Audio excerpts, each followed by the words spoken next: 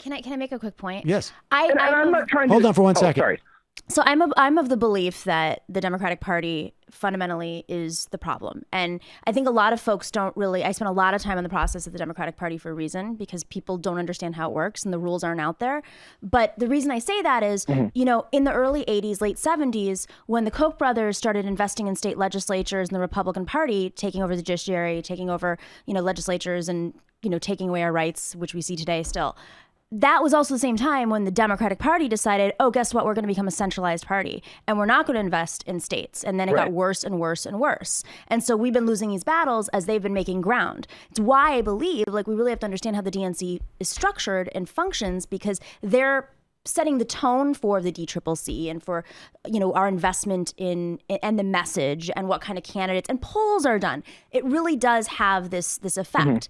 And I look at the membership of the DNC and I'm like, there are 30 bad actors holding this all up. So if you want to have a real revolution, good luck fighting the military-industrial complex with your you know, small little army. How about you take on the 30 people through ideology and calling them out that are holding up everything in the DNC, because they're lobbyists for the weapons manufacturers and for the oil companies. And they're the ones setting the tone on everything in insurance companies. But the party, the Democratic Party, this is what people, I think our generation don't get, because we don't know the previous party, was a working class funded party. We did have a decentralized structure. We did push for municipalization. To some degree. To some degree, but for a solid 20 years, you know, the largest funder of the Democratic Party is still the teachers union.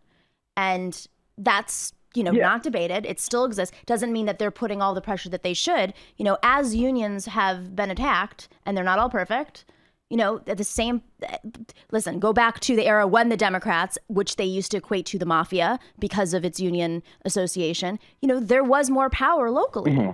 It was different. Tammany Hall was corrupt, but it also represented workers who did not have a voice in government. And that was, you know, municipalized government. So, you know, these things used to go hand in hand. Now it's just like this corporate entity. I don't think they're all incremental. I think that's what people are getting confused about. It's been incremental because the corporate people have had the control, but right now we're much more.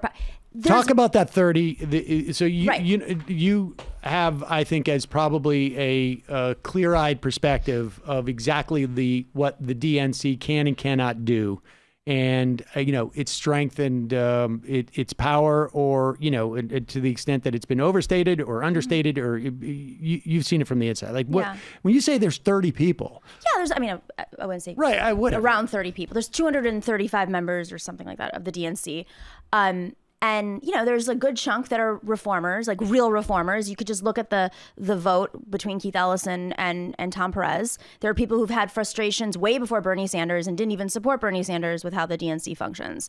But there are a group of people that are DNC members that are voting, that are mostly appointed by Tom Perez or previous chairs and have been reappointed, who are literally working for weapons dealers, who are in the business of war, who are in the business of making sure that the Democratic Party stays in those interests. And so that they don't have climate debates. You know, they're representing oil companies. Right. They also happen to be, you know, contributors on MSNBC and CNN and writing for the New York Times. They're the ones you're seeing in the media. They're the ones that the DNC puts out as spokespeople. They're not elected in the DNC like all the other members. You know, they're not all perfect. I think a lot of DNC members still vote for whatever the chair says to do, because they're probably more likely to be party hacks. Right. But there are folks, union members, organizers, activists who have been fighting this fight for a really long time. The problem is right now is the DNC is not following its own rules. And, you know, they don't have any budget oversight, which I've complained about. Right. This is process stuff. It's actually not incremental. I mean, what you saw with, I believe change happens in spurts. Incremental is the process that happens over time. But if you don't pay attention to process, you're going to get attacked. And that's how the Koch brothers snuck under, you know, our noses and completely took over our government. So how much of an improvement were the reforms that came through? I mean, you know, are there less of those people? The fact that Perez is appointing 30, I mean, I would imagine more, maybe, actually, but, well, let's say it's 50. They have he appoints. I imagine 4 years ago, you would have said, like, the problem is 120 people. No, I think it's always kind of been around the same number since, you know, don't forget, there was a ban on lobbyists in the DNC when Obama was president. but the DNC was not. They didn't have elections before for chairs. So Debbie Wasserman Schultz was just appointed, and she used her executive. Nobody paid attention to the rules. They would have these big events, and they were like fundraising events, and the DNC members were used as props, as Dr. Zogby says. But on there's committees within the DNC, just like in Congress. And those committees will be like the rules committee. And then how funny is it that everybody on the rules committee is not elected, but appointed? We tried to change that on the Unity Reform Commission, but we didn't have enough votes. So what can we do? Call these people out. There is a list of DNC members in your community.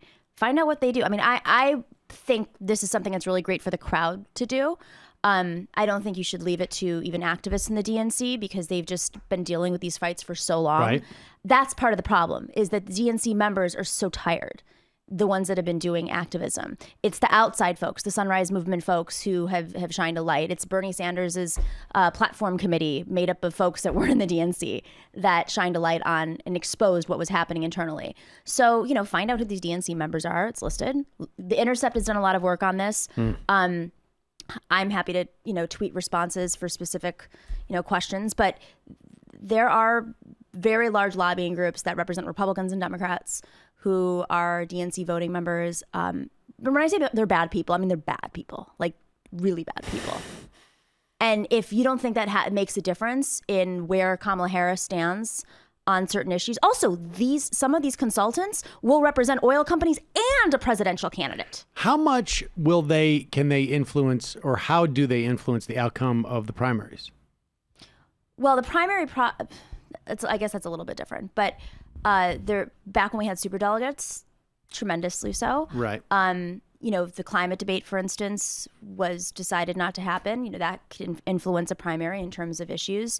So it's bank shots in terms of like the outcome of the primary, but it creates a structure that well, here's an example that people conform to and develop their sort of almost ideological perspective. Yes, and so the Democratic primary rules were set already, and part of that was through the Unity Reform Commission. We had a big fight over Iowa and caucuses. The law says that a state has to determine whether they want a primary or a caucus. It was not up to the Unity Reform Commission, although there was a massive smear campaign effort to make it sound like the Bernie people were racist and only wanted caucuses because they falsely accused caucuses of not being diverse enough. But the problem is that caucuses, they have a lot of issues depending on the state. So we called for all these reforms. Iowa pushed for it. And now the DNC is saying the technology was not sophisticated enough, and again advised Iowa. I mean, I believe they're trying to push Iowa to become a primary state because it's so influential in the elections and usually sides with populism that the Democrats cannot control the outcome. And it really sets the tone for the presidential primary. Interesting.